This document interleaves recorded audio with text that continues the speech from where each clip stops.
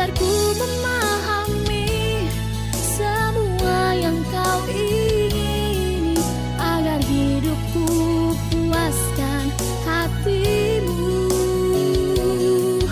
Bagimu aku rela sepenuh hati menghamba, serahkan diri, genapi karyamu.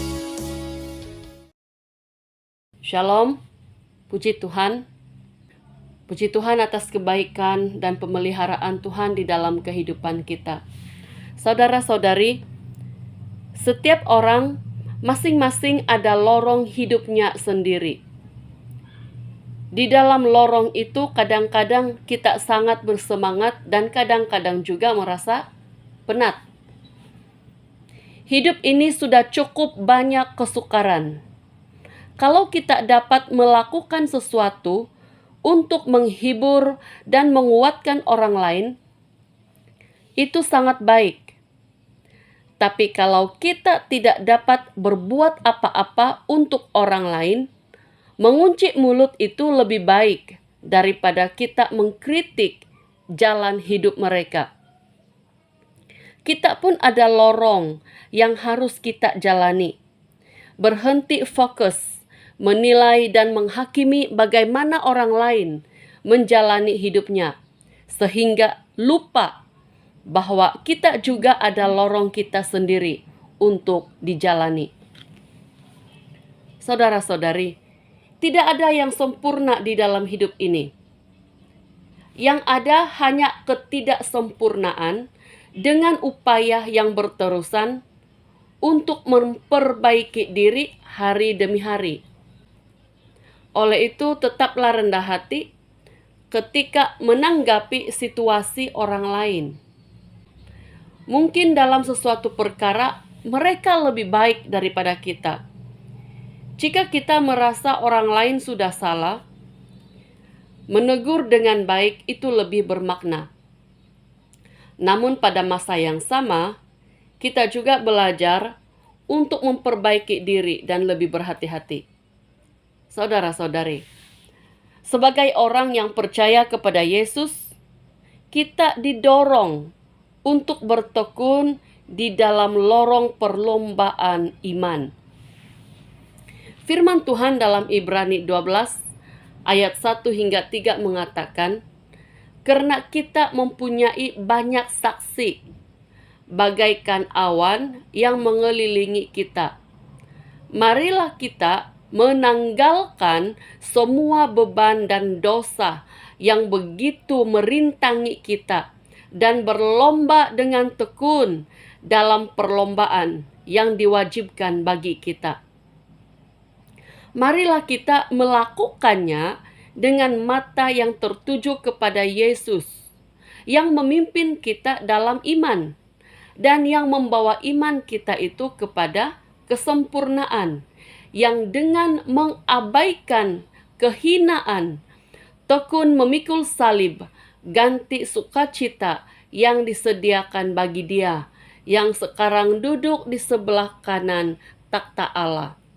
Ingatlah selalu akan Dia yang tekun menanggung bantahan yang sehebat itu terhadap dirinya dari pihak orang-orang berdosa, supaya jangan kamu menjadi lemah dan putus asa. Dalam pergumulan kamu melawan dosa, kamu belum sampai mencucurkan darah. Saudara-saudari, mari menanggalkan semua beban dosa yang merintangi kita di dalam lorong perlombaan iman kita. Di dalam lorong perlombaan iman, kita selalu berhadapan dengan rintangan, beban, dosa. Ada dosa di masa lalu yang menarik kita ke belakang dan memperingatkan kita akan dosa yang kita lakukan.